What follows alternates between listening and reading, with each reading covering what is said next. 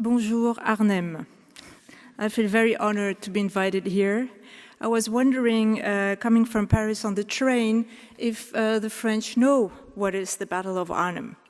I'm not even sure the Germans know what the Battle of Arnhem is, at least the young generations.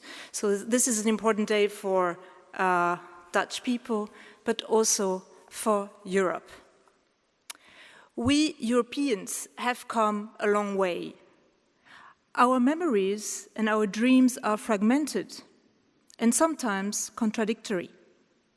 But in this diversity, there is at least a common denominator. We have conquered murderous dictatorships and ideologies that crushed human identity, blinded people, and manipulated them into an army of clones. In both East and West, we have experienced war and suffering, but also indifference to crime, the danger of conformism, blindness, and opportunism. Without this memory, that of our own fallibility, a democratic and free Europe is in danger. I am the granddaughter of a German member of the Nazi Party and of a French policeman who served under the French Vichy regime, which collaborated with the Nazis. My German grandfather was not an ideological National Socialist. He joined out of opportunism and for convenience. He took advantage of Nazi Iranization policies to buy a Jewish family business at a low price. My German grandmother was not a member of the Nazi Party, but she was fascinated by the Führer. They were typical of the Mitläufer. Mitläufer is Metloper, I think, in Dutch. Those masses who followed the current. Through blinkered vision and small acts of cowardice, helped create the conditions for the Third Reich and other nations to perpetrate their crimes. After 1945, as we've just heard, Germany's trickiest task was not setting up new institutions or prosecuting high-profile criminals. It was transforming the mindset of an entire population whose moral standing had been reversed by Nazism in ways that made crime appear not only legal, but also heroic. My grandparents never acknowledged their responsibilities as Mitläufer, but their son, my father, became part of a generation that confronted its parents and forced Germans to ask themselves, what did I do? What could I have done? What should I have done? And how would I act now?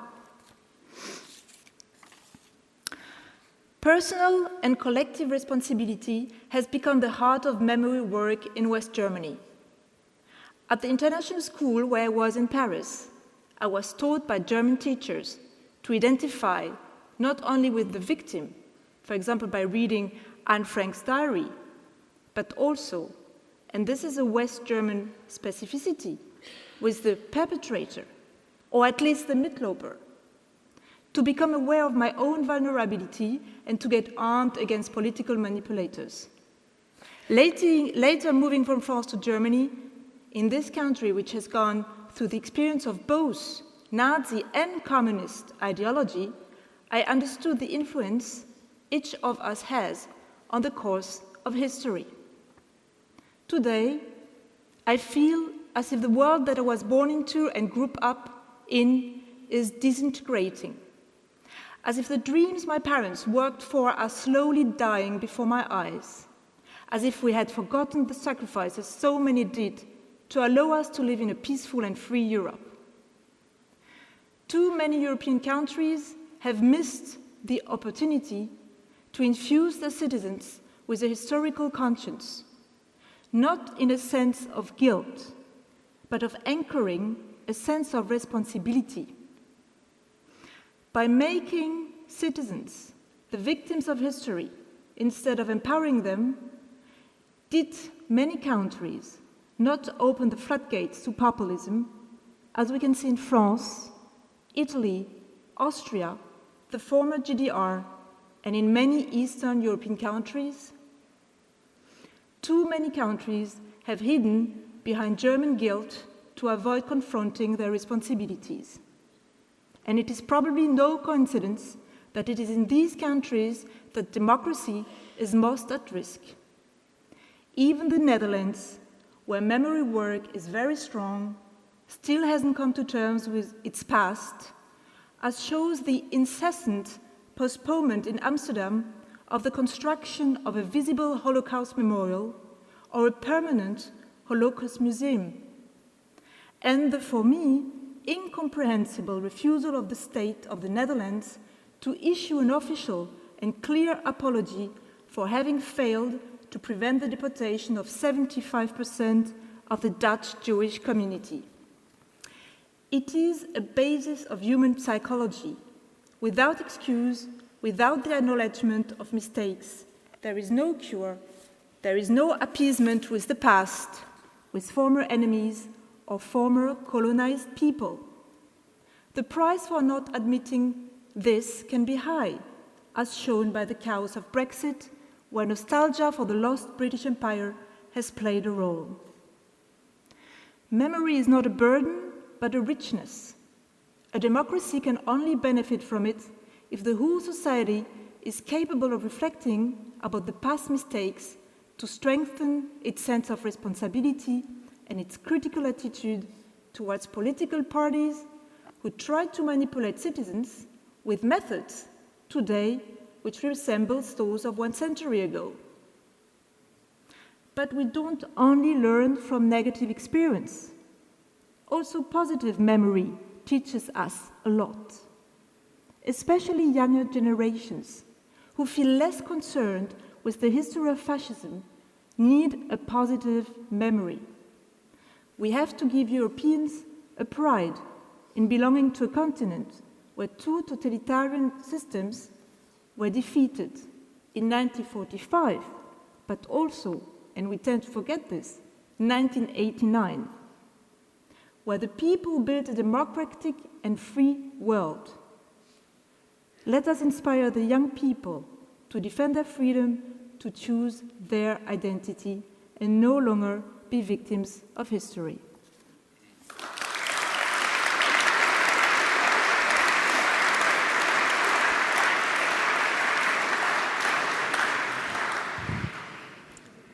Ja, diese Stühle da. And you will be invited to ask some questions to Géraldine also. So if you, and someone will go around with the microphone. Géraldine, just the easiest question, why? Why did you write this book? Why did you think you have to write this? Well, it's working. Yeah, yes.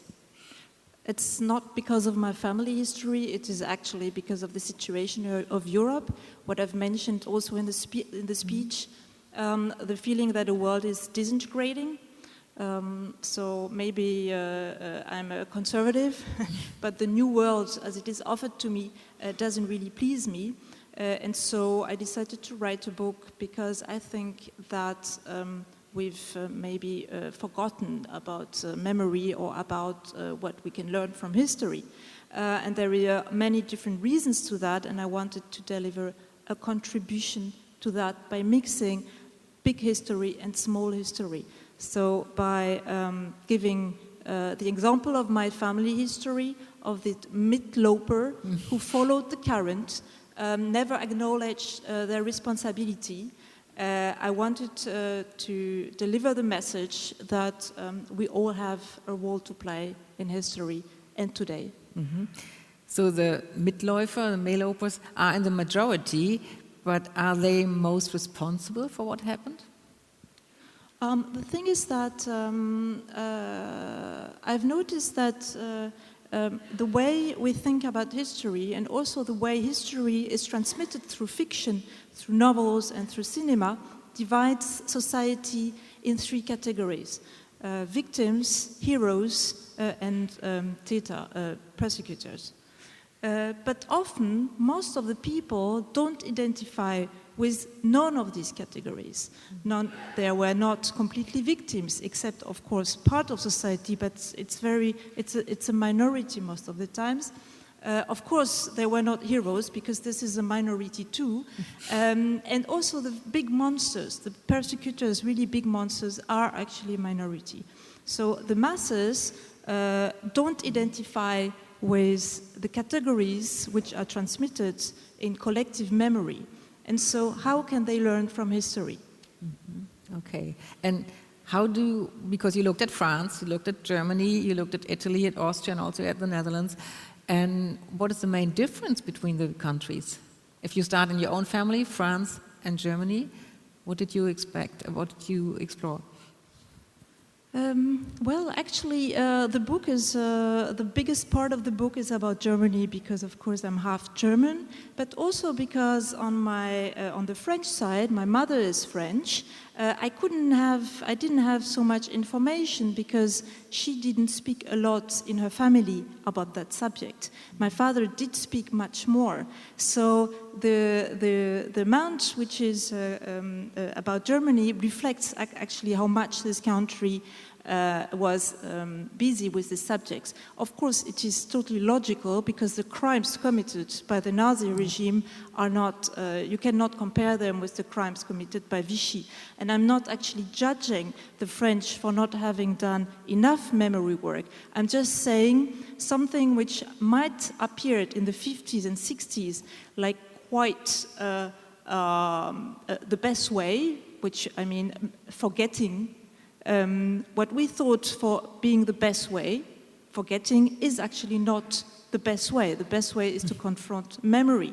And the result for me is today that if I compare France and Germany, living in both countries, I just noticed that democracy is better anchored in Germany, West Germany, than in France. Mm-hmm. And what about other countries like Austria and Italy, who had also fascist regimes? Well, in my book, I start with my grandparents, because maybe the main question is, how is it possible that my grandparents were Nazis living under a dictatorship and at war, and I'm a very convinced Democrat living in a free Europe. How did this happen so quickly, actually?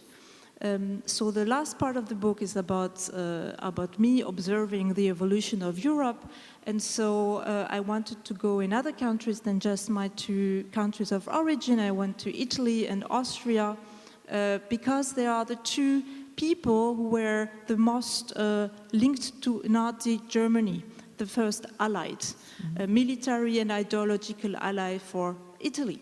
And in Italy, I was very surprised, because I actually expected, this is already 9 years ago, I expected that Italy had done the same work as Germany. I mean, fascism was born in Italy. But I had to see that actually not only the work hadn't been done, but the population has been presented as victim. This is the big difference with Germany, where I would say the society was forced itself to reflect about their role and their responsibility in these crimes.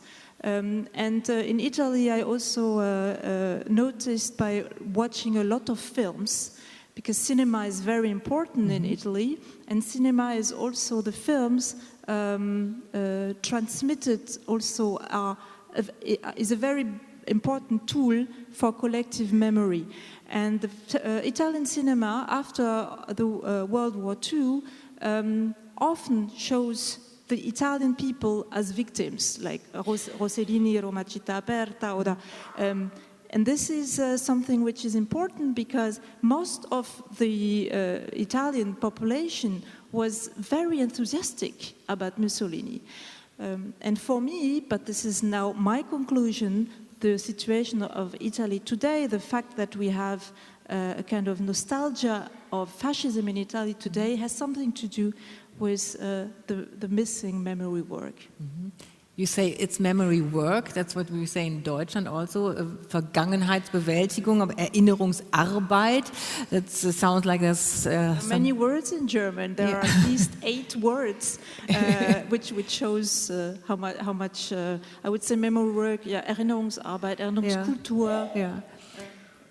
But so your thesis is that if you really look at your past and if you look what you've done wrong with your society, with your country, that makes you immune towards extremism. Is that right? No, it doesn't make you immune. It is better to have it. Okay.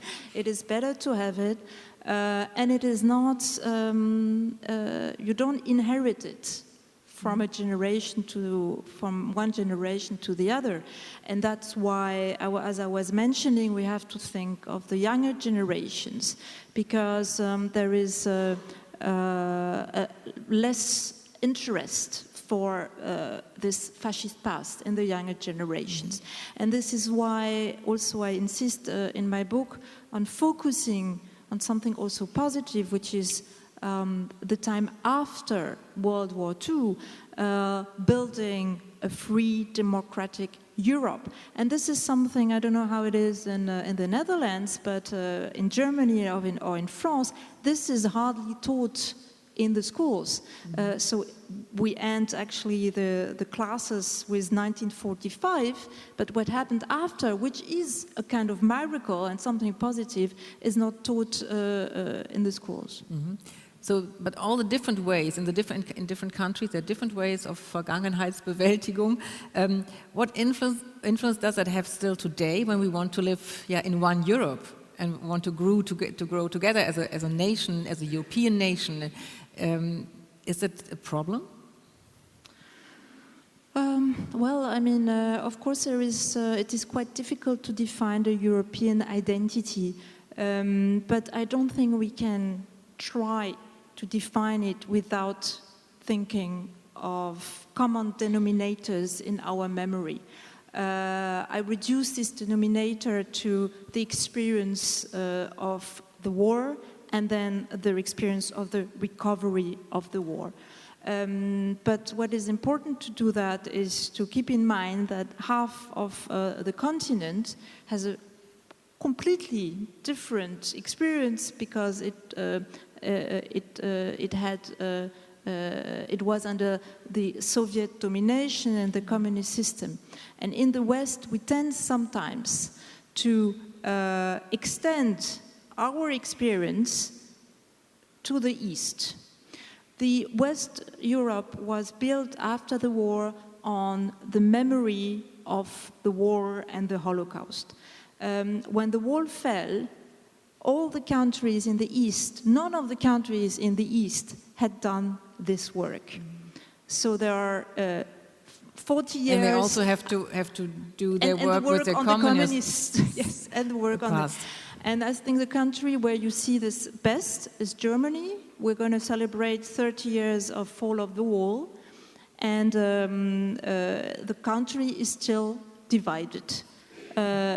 Less economically than politically, because in the East, the extreme right party, which was mentioned, AfD, has the results are 3 times better than in the West. So, and this has something also to do with these 40 years of lack of memory work in the GDR. Mm-hmm. Okay. So I would like to ask if there are questions from the audience. It's hard for me to see, but if someone wants to ask a question. Oh yeah, that's better.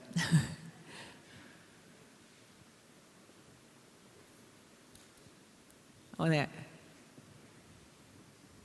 In the back. You talk a lot about confronting yourself, your population, your society with the past of your nation. And recently, in a lot of countries, we have in the Netherlands as well, about, for example, removing street names or statues. The example I gave was, for example, the removal of statues of Confederate generals in the United States. Do you think this is a bad thing because it sort of removes an opportunity to be confronted with your past. Ja. In Amerika gab es diese Auseinandersetzung, dass diese Denkmäler von diesen Generälen, die für die Konföderation gearbeitet haben, dass die abgebaut werden sollten. Also war das eine gute Sache oder ist es gerade gut, sich mit der Vergangenheit zu konfrontieren und diese Denkmäler zum Beispiel auch zu haben? Sorry, I'm not aware of this event. I'm sorry, I have to confess. I'm very focused on Europe. Yeah. Well, you know, I mean, monuments are of course good, but monuments are senseless if nobody can read these monuments. So if, you know, for the new generation to inherit monuments where you make c'est quoi des selfies? Enfin, c'est selfish, là? Selfish? Selfies. Selfish selfies. Selfish selfies.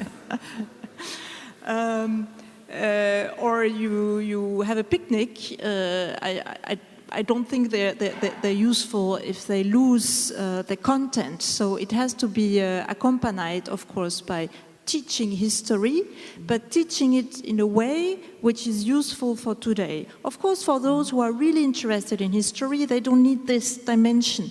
But because we are in an urgent situation right now, I think the priority for me is to transmit the main messages of the history of the 20th century. And the main messages is trying to identify manipulation methods because they are frightening the same today as 1 century ago. And for that we just need to go back to this time to help our young generations to get armed against these manipulation methods, which are especially efficient with the time of internet and of Facebook and Twitter.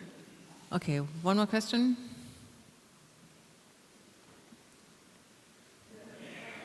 U bent. Willem van Katwijk uit Velp. Nowadays I see that always politicians are rivals, even in the EU. How could we change them to people who first make friends with the other company? Okay. And so that you can avoid, concurrency and not really working together. Thank you. Well, I would say Europe is more than only politicians who compete with each other. There are institutions, and sometimes these institutions are criticized, but it is actually a second chance. Europe, that's what I'm always answering to people who are quite who don't believe in the EU anymore. It is a second chance when you are in a country, which is not the case of the Netherlands or France or Germany, in a country where your state is not protecting the citizens anymore. The EU, with its institutions, is there to protect the citizens whose state doesn't protect them anymore. That's the only answer I can give you. Okay. Gezien de tijd moeten wij hier nu stoppen daarmee, helaas, met de vragen. We have to stop with the questions because of the time. So, thank you very much again, Géraldine Schwarz. And I can... Wann kommt der Flur auf Holländisch?